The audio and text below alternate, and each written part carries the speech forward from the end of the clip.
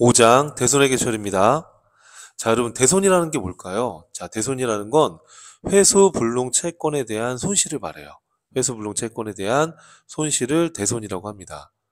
자, 우리가 외상매출금이나 바드러움이나 미수금과 같은 채권이 있죠. 그죠?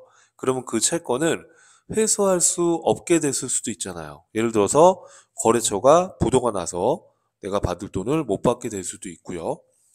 그럼 이런 대손이 발생됐을 때 우리가 어떻게 회계 처리를 할 거냐? 지금 이런 얘기입니다. 자, 그럼 회계 처리하는 방법은 크게 직접상각법과 충당금 설정법이 있대요. 자, 직접상각법이라는 건 뭐냐면 대손이 확정된 시점에 손실을 처리하는 거예요. 예를 들어서 자, 2024년도 12월 1일 날 제품을 100만 원에 외상으로 판매하였다. 그럼 우리는 대변의 제품 매출, 수익 발생, 차변의 외상 매출금, 자산의 증가 이렇게 기록을 하죠. 자, 그런데 2025년도 1월 10일 날 이 외상 매출금 100만 원이 거래처 파산으로 인해서 회수 불가능하게 되었대요. 그러면 차변에 있던 외상 매출금 자산은 회수할 수 없게 됐으니까 대변으로 자산이 감소하고 이 손실을 우리가 뭐라고 하냐면 대손상각비라는 비용으로 처리하는 거예요. 자, 이처럼 직접상각법이라는 건 뭐냐면 대손이 확정된 시점에 직접 이 해당 채권을 없애고 비용으로 인식을 하는 겁니다. 자, 이렇게 단순하게 기록을 하게 되면 어떤 문제점이 있냐면 자, 보시면 제품 매출이라는 수익은 몇 년도의 수익으로 기록이 되죠? 2024년도에 수익으로 기록이 돼요. 근데 대손이 확정되는 시점은 2025년도다 보니까 대손상각비라는 이 비용은 몇 년도의 비용으로 기록이 돼요? 그렇죠. 2025년도의 비용으로 기록이 돼요. 그러면 2024년도 수익과 관련된 비용임에도 불구하고 대손이 확정된 시점은 그 이후에 발생하다 보니까 이 비용은 그 다음 연도의 비용으로 기록이 되다 보니까 수익과 비용이 회계 기간별로 대응이 안 된다는 거예요. 이렇게. 이해될까요? 또 두 번째 문제점은 자, 이 외상매출금이라는 이 채권 자산이 2024년도에는 100만 원 회수할 수 있을 것처럼 재무상태표에 보고가 되지만 사실은 이 100만 원을 회수할 수 있어요, 없어요? 회수할 수 없잖아요. 즉, 2024년도 시점에서는 이 채권이 과대평가되는 문제점이 있다는 거예요. 자, 그래서 이렇게 직접상각법으로 하지 않고 충당금 설정법이라는 방법을 사용할 수 있어요. 충당금 설정법이라는 건 어떤 개념이냐면 우리가 대손이 확정되지 않았다 하더라도 결산할 때 미리 대손을 예상해 보세요. 정확하진 않겠지만 최선을 다해서 미리 대손을 예상해 보는 거예요. 자, 예를 들어서 자, 2024년도 12월 31일 결산할 때 대손이 확정되진 않았지만 지금 대손 추정을 해보니까 100만 원을 회수할 수 없을 것이라고 예상이 돼요. 그러면 대손이 확정되지 않았다 하더라도 미리 그 수익과 관련된 비용을 미리 대응시키는 거예요. 그래서 차변의 대손상각비 비용의 발생 100만 원, 대변에 외상매출금 이런 채권을 없애면 안 되죠. 채권이 부도가 확정돼서 대손이 확정된 게 아니라 미리 예측만 해본 거니까 이때는 대손충당금이라는 해당 채권의 대손 추정액을 따로 기록해 주는 거예요. 이렇게. 그럼 이 대손충당금이란 것은 그 해당 채권의 차감적 계정입니다. 차감적 계정. 자, 어찌되었든 간에 대손충당금으로 해서 추정을 해놓고 자, 대손이 확정된 시점에 자, 25년도 1월 10일 날 외상매출금 중에 100만 원을 회수할 수 없게 됐대요. 그러면 차변에 있던 외상매출금을 대변으로 없애고 우리가 비용 처리를 해야 되는데 자, 이때는 이미 우리가 대손상각비라는 비용을 직전 연도 말에 잡아놨으니까 대손이 났을 때는 대손충당금으로 우선 상기하는 겁니다. 이해되세요? 만약에 우리가 추정한 대손 충당금보다 대손이 더 날 수 있죠. 그러면 그 추가적으로 대손이 더 난 것은 추가적인 대손 상각비로 인식하면 되는 거예요. 그러니까 요점은 대손이 확정되지 않았다 하더라도 결산하는 시점에서 최대한 미리 예상해서 대손 상각비, 대손 충당금 이렇게 미리 예상했다가 대손이 확정된 시점에 이 충당금을 우선 사용하자는 거예요. 만약에 충당금이 부족하면 부족한 건 추가적으로 대손 상각비로 인식해 주는 거예요. 이해되시죠? 자, 그럼 만약에 이렇게 대손 처리했던 거를 회수하게 되면 어떻게 할 거냐? 자, 2월 13일 날 대손 처리한 외상매출금 중에 60만 원을 현금으로 회수했대요. 그럼 이때는 차변의 현금 자산의 증가, 그리고 대변에는 대손 충당금을 회수한 걸로 처리해 주겠다, 이렇게 돼 있어요. 자, 여러분, 이 분계는 이제 어떤 분계가 합쳐진 거냐면, 자, 이렇게 회수했을 때는 이렇게 이해하시면 돼요. 이해할 때. 자, 우리가 대손 처리했던 걸 회수했기 때문에 대손 처리한 분계를 취소해주는 분계를 해야 돼요.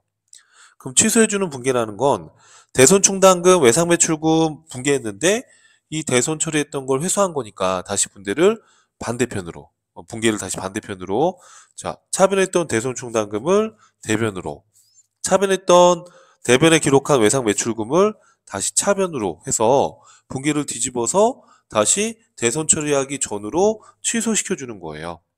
그리고 나서 이 외상매출금을 회수했으니까 이때는 외상매출금 없애고 현금으로 처리해 주는 거예요. 그럼 결국에는 이 취소 분계와 해소 분계가 합쳐져서 외상매출금은 이렇게 없어지고, 자, 회수된 것만큼 대손 충당금만 늘어나게 될 거 아닙니까? 그죠? 자, 이렇게 해서 대손 처리됐던 게 만약에 회수가 되면, 자, 대변에 대손 충당금을 회수한 걸로 처리해 주시면 되는 거예요. 이렇게요. 자, 그러면 이 경우에, 자, 외상매출금, 대손 처리한 외상매출금 중에 60만 원을 현금으로 회수했으니까 차변의 현금이라는 자산이 증가하고 대변에 대손 충당금을 잡아주시면 되는 거예요. 아시겠죠?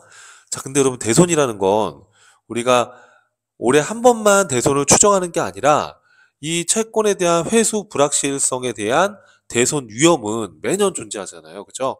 또 매년 변할 수 있고, 그래서 매년 결산할 때 대손 예상을 해보는 거예요. 그러면 2025년도 12월 31일 날 결산할 때도 예상을 해보는 거예요. 예상해봤더니 2025년도 12월 말일 날 대손 예상을 해봤더니 120만 원을 회수할 수 없을 것으로 예상이 돼요. 이거를 대손 대손 추정액이다, 이렇게 생각하면 돼요. 그러면 지금 120만 원을 회수할 수 없을 거라고 추정했는데 우리가 대손 충당금이라는 거는 매년 설정하는 거잖아요. 그거 지금 보면, 자, 대손 충당금이 처음에 100만 원이 충당금이 있었고요. 자, 그중에 70만 원의 충당금이 줄었고요. 다시 충당금이 60만 원이 늘었죠. 그러면 지금 대손 충당금은 얼마 있는 거예요? 100만 원이 있었는데 70만 원이 줄었고 다시 60만 원이 늘었으니까, 그렇죠, 90만 원이 있는 거죠. 그러면 120만 원을 대손을 추정했는데 기존의 충당금에 90만 원이 지금 충당금이 있어요. 그럼 얼마만 더 보충하면 되는 거예요? 그렇죠, 30만 원만 대손 상각비, 대손 충당금 이렇게 보충해 주는 거예요. 이런 식으로 매년 우리가 대손 상각비, 대손 충당금 회계 처리를 한다는 거예요. 이렇게 해놨다가 대손이 확정되면 대손 충당금부터 우선 사용을 한다, 이렇게 이해를 하면 되는 겁니다. 자, 그래서 매년 대손 충당금 설정할 때 대손 추정액 120만 원에서 우리가 대손을 설정하기 전에 충당금 잔액이 100만 원 있었는데 70만 원 사용했고 60만 원 다시 회수했으니까 이렇게 해서 아까 얼마였어요, 여러분? 이렇게 해서 90만 원의 충당금이 있으니까 120만 원 추정한 금액에서 90만 원을 뺀 30만 원만 보충해서 우리가 충당금을 설정했었죠? 이렇게 30만 원만 대손 충당금 이렇게 잡으라는 뜻이에요. 이해되시겠죠? 자, 근데 만약에 이럴 수도 있죠. 만약에 대손 추정한 금액보다 우리가 지금 장부에 잡혀있던 대손 충당금 잔액이 더 많다면 이때는 충당금을 되려 줄여야 되는 거예요. 자, 예를 들어서 여기 보시면 25년도 12월 30일 이 시점에 대손 충당금 잔액이 170만 원이라고 가정해봐요. 그런데 대손 추정을 120만 원을 했대요. 그러면 대손 추정액에서 기존에 있던 충당금 잔액을 빼면 플러스예요, 마이너스예요? 마이너스예요. 충당금이 너무 많이 잡혀 있는 거죠, 지금. 이런 경우에는 대변에 있던 대손 충당금을 차변으로 데려 줄이고 대변에다가 대손 충당금 환입이라는 계정 과목으로 환입을 인식하는 거예요. 이렇게. 이해하시겠어요? 자, 근데 주의사항이 뭐냐면 우리가 외상매출금이나 받으러 온과 같은 매출 채권에 대한 대손 손실 비용은 대손상각비라는 판매비와 관리비로 처리를 해요. 그런데 매출 채권이 아닌 기타의 채권, 뭐 미수금이나 대여금이나 이런 기타 채권에 대한 대손 비용은 이게 매출 활동과 관련이 있는 건 아니잖아요. 그죠? 그러다 보니까 기타의 대손상각비라는 영업의 비용으로 처리를 해요. 그럼 만약에 이 미수금이나 대여금과 같은 기타 채권에 대해서 이 충당금을 환입할 때는 이때도 당연히 대손 충당금 환입으로 해서 우리가 영업 외 수익으로 인식하는 거예요. 왜냐하면 기타의 대손상각비라는 영업의 비용으로 인식했는데 이게 너무 많이 잡혀 있어가지고 되려 충당금을 이렇게 줄여야 된다. 그리고 대손 충당금 환입이라고 잡아야 된다라고 했을 때 이게 외상매출금이나 받으러 온과 같은 매출 채권에 대한 대손상각비는 판매비와 관리비인데 이걸 환입하면 이 대손충당금 환입은 판매비와 관리비에서 차감하는 형태로 이렇게 반영을 해요.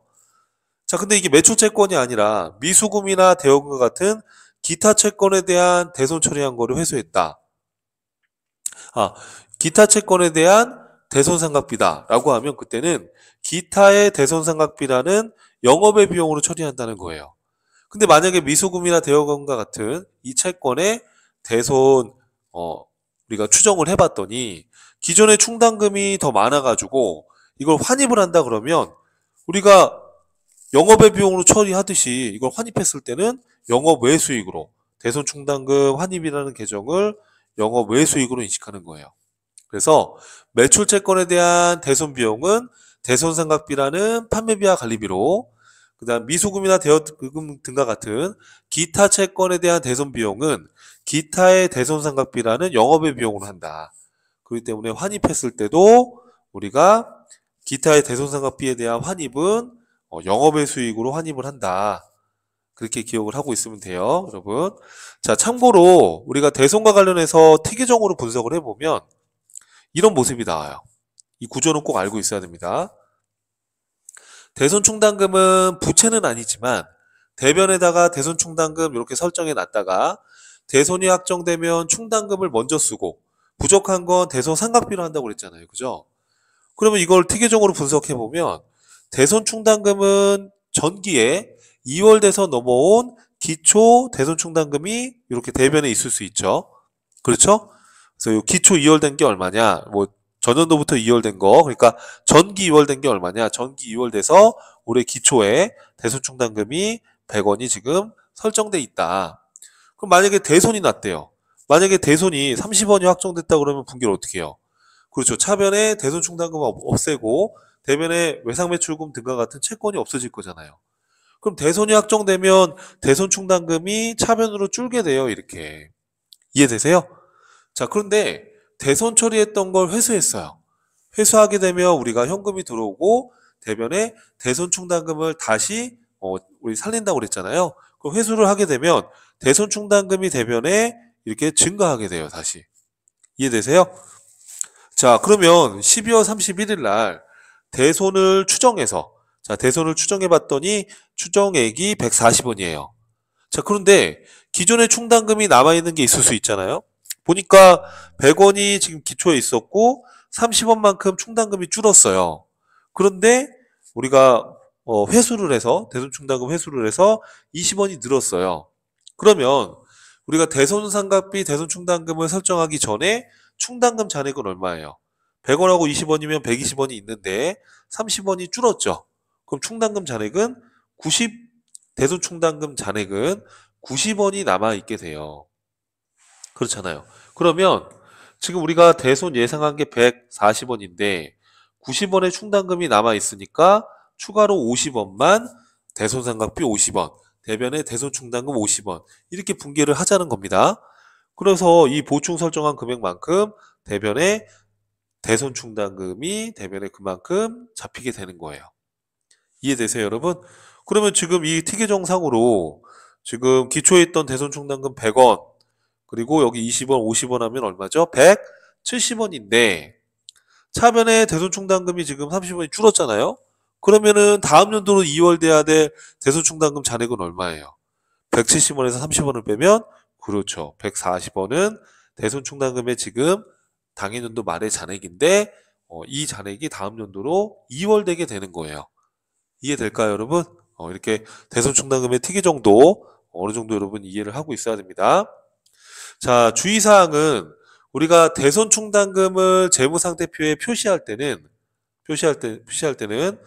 우리가 해당 채권에 대해서 회수할 수 없을 거라고 예상한 금액이니까 이 경우에는 이 대손 예상액을 어떻게 나타낼 거냐라고 했을 때 자, 우리 어떻게 나타내요, 여러분? 자, 예를 들어서 외상매출금 받을 게 100만 원인데 올해 말에 지금 대손 예상이 30만 원이 회수가 안 될 것으로 예상이 돼요. 그래서 우리가 30만 원을 대손상각비, 대손충당금이라고 기록을 했어요. 자, 그러면 이때 어떻게 할 거냐? 자, 봐봐요. 자, 제가 미리 메모해 놨는데 자, 예를 들어서 자, 제품을 올해 100만 원어치 외상으로 팔았다. 그러면 대변의 제품 매출 수익 발생, 차변의 외상 매출금 이렇게 분개해 놨는데 이 외상 매출금 100만 원 중에 30만 원은 연말에 보니까 회수가 안 될 수 있을 것 같다라고 추정을 한 겁니다. 그럼 그것만큼 차변의 대손상각비, 대변의 대손충당금 이렇게 분개를 할 거예요. 그죠? 그럼 우리가 재무상태표에 나타나는 건 어떻게 나타날까요? 우선은 외상매출금 100만 원은 그대로 나타날 거예요. 그죠? 그런데 자, 잘 봐야 돼요, 여러분. 이 대손충당금은 차변 계정 과목이에요, 대변 계정 과목이에요. 이 봐봐요. 이 대손충당금은 이렇게 대변에 분개를 한 거 맞죠? 그죠? 대변에 분개를 한 게 맞는데 이 대손충당금은 외상매출금과 관련해서 못 받을 거라고 예상해 놓은 거니까 성격이 대변에 있다고 해서 부채가 아니라 이 외상매출금의 차관 계정으로 표시를 해야 돼요. 차관 계정으로 표시한다는 게 뭐냐 하면 재무상태표에 표시를 할 때 이런 식으로 자, 외상매출금은 지금 100만 원 그대로 있고 그쵸? 지금 대변에 이 100만 원 중에 회수가 안 될 수도 있다라고 추정한 금액이 지금 얼마예요? 30만 원이잖아요. 그럼 이 대손충당금은 대변에 지금 기록이 되어 있지만 이거는 해당 외상 매출금에서 회수가 안 될 수 있다라고 추정한 거기 때문에 대변에 있지만 우리가 재무상태표에 표시할 때는 차변에다가 바로 외상 매출금 바로 밑에다가 대손충당금 이렇게 해서 차감 쪽으로 표시해 주는 거예요. 차감 쪽. 이렇게 가로로 묶으면 이게 마이너스예요. 여러분. 의미가.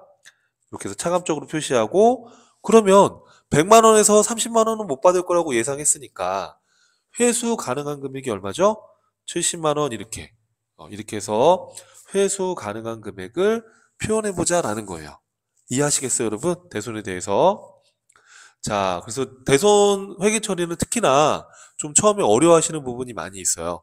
그래서 이제 또 뒤에 가면서 문제를 반복적으로 풀 거니까 최대한 한번 읽어봐 주시고 뒤에 가서 문제 풀 때도 반복해서 한번 이렇게 공부해 주시면 충분히 극복할 수 있습니다. 요점은 이겁니다. 우리가 대손이 확정된 시점에서 대손 비용을 인식하는 게 아니라 기말 결산할 때 대손상각비, 대손충당금이라고 했다가 대손이 확정되면 어떻게 하는 거예요? 대손이 확정되면 그때는 대손충당금을 먼저 사용하고 부족한 경우에는 대손상각비로 한다. 자, 대손 처리했던 걸 현금으로 회수하면 그때는 대변에 대손충당금으로 그냥 잡아주면 돼요. 어차피 매년 우리가 대손을 추정할 거기 때문에 이렇게 회수했을 때는 대손충당금으로 잡아주시고 결산할 때 그 대손을 예상해서 기존에 설정 전에 충당금 잔액을 빼서 나머지를 이렇게 보충하는 개념이다라는 거예요. 대손상각비, 대손충당금. 근데 이 대손충당금은 재무상태표에 표시할 때 대변에 분개를 했지만 표시할 때는 해당 채권 바로 밑에다가 이렇게 차감적으로 표시한다라는 거예요. 이해하시겠죠, 여러분? 자, 수고하셨습니다. 다음 강의에서 또 이어서 뵙겠습니다.